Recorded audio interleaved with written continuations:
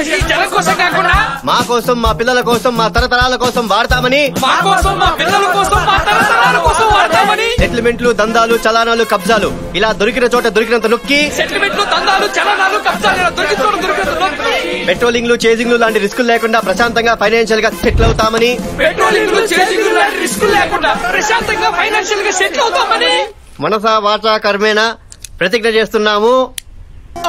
ఏంటయ్యా ఇంత ఎమోషనల్ అయ్యారు? కంపెనీస్ మీరు అందరు సిన్సియరా ఏంటి?